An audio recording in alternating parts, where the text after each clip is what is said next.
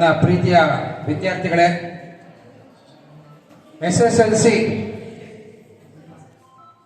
ನೋಡಿ, ಆ SSLC ಅನ್ನೋದಕ್ಕೆ ಒಂದು ಪವರ್ ಇದೆ. ಯಾಕಂದ್ರೆ ಹೈಸ್ಕೂಲ್ ಅಂದಮೇಲೆ SSLCಗೆ ಇರ್ತಕ್ಕಂಥ ವ್ಯಾಲ್ಯೂ ಯಾವ ಕ್ಲಾಸ್ಗಳಿಗೆ ಇರಲ್ಲ.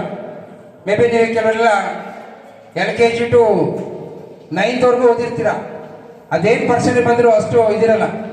ಆದರೆ SSLCಯಲ್ಲಿ ಚೆನ್ನಾಗಿ ಓದಿ ಒಳ್ಳೆ ಪರ್ಸೆಂಟೇಜ್ ಬಂದರೆ ನೀವು ಏನು LKG 9ನೇ ಕ್ಲಾಸ್ ಓದಿದ್ದೀರಾ ಅದರ ಡಬಲ್ ಸಂತೋಷ ಅನ್ನೋದು SSLC ಆಗುತ್ತೆ ಒಳ್ಳೆ ಪರ್ಸೆಂಟೇಜ್ ಬಂದಾಗ. ಯಾಕೆ ಇದನ್ನು ಹೇಳ್ತೀವಿ ಅಂದರೆ, ಯಾವುದೇ ಒಂದು ಸಂಸ್ಥೆ ಆಗಿರ್ಬೋದು, ಟೀಚರ್ ಆಗಿರ್ಬೋದು, ಹೆಚ್ಚಿಗೆ ಇಂಪಾರ್ಟೆನ್ಸ್ ಯಾಕೆ 10th ಕೊಡ್ತಾರೆ ಅಂದರೆ, ಅದು ವಿದ್ಯಾರ್ಥಿ ಜೀವನದ ಒಂದು ಬುನಾದಿ. ಯಾವುದು SSLC ಅನ್ನೋದು ವಿದ್ಯಾರ್ಥಿಗಳ ಜೀವನದ ಒಂದು ಬುನಾದಿ.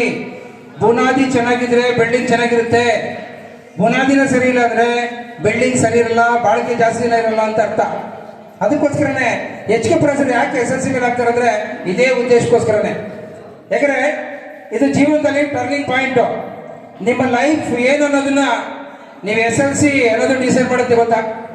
ಯಾಕಂದ್ರೆ ಲೈಫ್ ಡಿಸೈನ್ ಅನ್ನೋದು ಆಗೋದು ಎಲ್ಲಿಂದ ಅಂದ್ರೆ ಆಫ್ಟರ್ SSLC.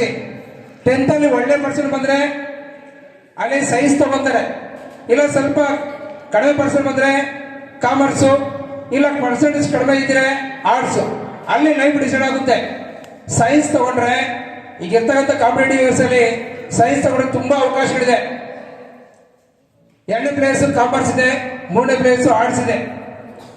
ಎಲ್ಲ ಪೇರೆಂಟ್ಸು ಯಾರು ಕೇಳಿದ್ರು ಅವ್ರು ಅದೇ ಹೇಳೋದು, ಇಂಜಿನಿಯರು ಇಲ್ಲ ಡಾಕ್ಟ್ರು ಅಂತ. ಪ್ರಪಂಚದಲ್ಲಿ ಇಂಜಿನಿಯರ್ ಡಾಕ್ಟರ್ ಬಿಟ್ಟರೆ ಬೇರೆ ಇರಲ್ವಾ? ಇದ್ದಾರೆ. ಆದರೆ ಮಲ್ಟಿ ಆಪ್ಷನ್ಸ್ ಅನ್ನೋದು ಸೈನ್ಸ್ ಅಲ್ಲಿ ಇದೆ. ನೀವು ಒಂದು ತಿಳ್ಕೊಳ್ಳಿ, ಸೈನ್ಸ್ ಅಲ್ಲಿ ಇದ್ದಷ್ಟು ಆಪ್ಷನ್ಸ್ ಬೇರೆ ಯಾವ ಇದರಲ್ಲೂ ಸಿಗಲ್ಲ. ಈ ಕಾಮರ್ಸ್ ತಗೊಂಡಾಗ CA ಚಾರ್ಟರ್ಡ್ ಅಕೌಂಟು, ಇಲ್ಲ BCom, ಇಲ್ಲ ಕಂಪ್ಯೂಟರ್ ಸೈನ್ಸ್ ಇರುತ್ತೆ.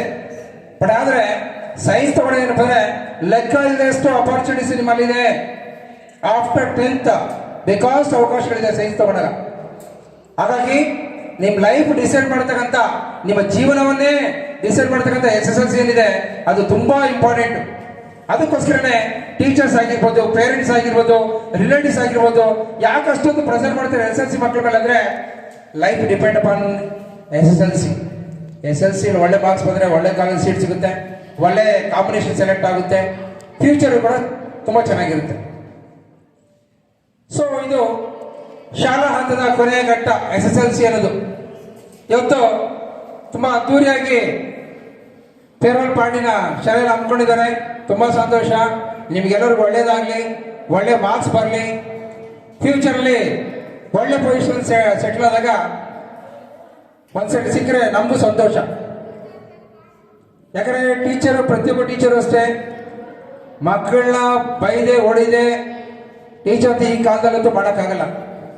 ಯಾಕಂದ್ರೆ ಟೀಚರ್ಸ್ ಅಂದ್ರೆ ಬೈಬೇಕು, ತಪ್ಪು ಮಾಡೋದು ಹೊಡಿಬೇಕು, ತಿದ್ದಲೇಬೇಕು. ತಿದ್ದುವಂತ ಜವಾಬ್ದಾರಿ ಟೀಚರ್ಸ್ ಅಲ್ಲಿ ಇರುತ್ತೆ.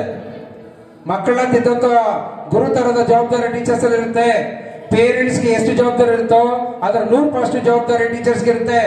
ಅದಕ್ಕೋಸ್ಕರನೇ ನಿಮ್ಮಲ್ಲಿ ತಪ್ಪುಗಳು ಕಂಡಿದ ತಕ್ಷಣ ಟೀಚರು 100% ನಿಮ್ಮಲ್ಲಿ ಕೋಪ ಮಾಡ್ಕೊಂತಾರೆ, ಹೊಡೆತಾರೆ, ಬೈತಾರೆ. ಅದನ್ನ ನಿಮ್ಮ ಮನಸ್ಸಲ್ಲಿ ಇಟ್ಕೊಂಡ್ರೆ ಹೊಡೆಯೋ ಟೀಚರ್ಸು ಸೊ ಕೆಟ್ಟವರು ಯಾವಾಗ ಹೊಡಿತಾರೆ ಇರ್ತಾರೆ. ನಿಮ್ಮೊಂದು ಫೈನ್ ಡೇ ಗೊತ್ತಾಗುತ್ತೆ. ಯಾಕಂದ್ರೆ ಸ್ಕೂಲ್ ಡಿಫ್ರೆಂಟು, ಕಾಲೇಜ್ ಡಿಫ್ರೆಂಟು. ಸ್ಕೂಲಲ್ಲಿ ಇಡಿಸ್ಕೊಳ್ಳೋಕೆ ನಿಮ್ಮನ್ನ ಕಾಲೇಜಲ್ಲಿ ಇಡಿಸ್ಕೊಳ್ಳಲ್ಲ. ಅರ್ಥ ಆಯ್ತಾ? ಇದು ಗಮನದಲ್ಲಿ ಇಟ್ಕೊಳ್ಳಿ. ಸ್ಕೂಲಲ್ಲಿ ಕೇರ್ ಮಾಡ್ದಂಗೆ ಕಾಲೇಜಲ್ಲಿ ಕೇರ್ ಮಾಡೋದು ತುಂಬಾ ಕಷ್ಟ. ಅರ್ಥ ಆಯ್ತಾ? ಯಾಕಂದ್ರೆ ಕಾಲೇಜಲ್ಲಿ ಓದಿದ್ರೆ ಓದ್ಬೋದು, ಬಿಟ್ರೆ ಬಿಡ್ಬೋದು, ಅದು ನಿಮ್ಮ ಇಷ್ಟ. ಅವರು ಜಾಸ್ತಿ ರಿಸ್ಕ್ ತಗೊಳಕ್ ಹೋಗಲ್ಲ. ಸ್ಕೂಲಲ್ಲಿ ನೀವು ಬರಲಿಲ್ಲ ಅಂದ್ರೆ ಮನೆ ಹತ್ರ ಹೋಗ್ತೀವಿ, ಇಲ್ಲ ಫೋನ್ಗಳು ಮಾಡ್ತೀವಿ, ಕರ್ಕೊಂಡು ಬರ್ತೀವಿ. ಯಾವುದೇ ಕಾರಣಕ್ಕೂ ನಿಮ್ಮನ್ನು ಬಿಡೋ ಪರಿಸ್ಥಿತಿ ನಾವು ಇರಲ್ಲ. ನಮ್ಮ ದೇಶ ಅಷ್ಟೇ, ಎಲ್ಲರೂ ಸ್ಕೂಲ್ ಬರ್ತಾರೆ, ಎಲ್ಲ ಫೀಸ್ ಕಟ್ತಾರೆ, ಎಲ್ಲ ಓದಿ ಒಳ್ಳೆ ಮಾರ್ಕ್ಸ್ ತಗೊಂಡು ಹೋಗ್ಲಿ ಅಂತ ಅಷ್ಟೇ.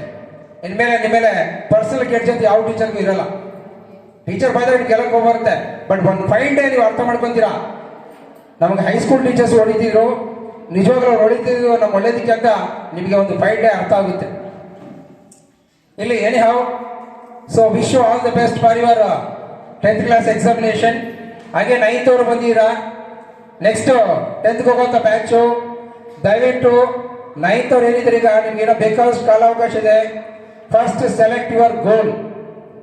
What is my percentage in 10th class ಅನ್ನೋದನ್ನ ಇವತ್ತೇ ಒಂದು ಕ್ವಶನ್ ಮಾರ್ಕ್ ಹಾಕೊಳ್ಳಿ ನೀವು 9th ಅವರು ಹಾಕೊಂಡು ಏನು ಪರ್ಸೆಂಟೇಜ್ ಬರ್ಬೇಕು ಅನ್ಕೊಂಡಿದ್ದೀರಾ.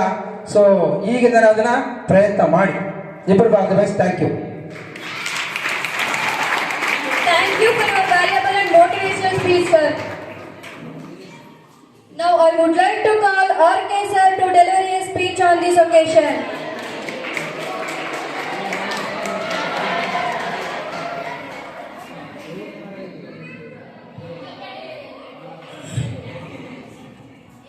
ಎಲ್ಲರಿಗೂ ಮಧ್ಯಾಹ್ನದ ಶುಭಾಶಯಗಳು.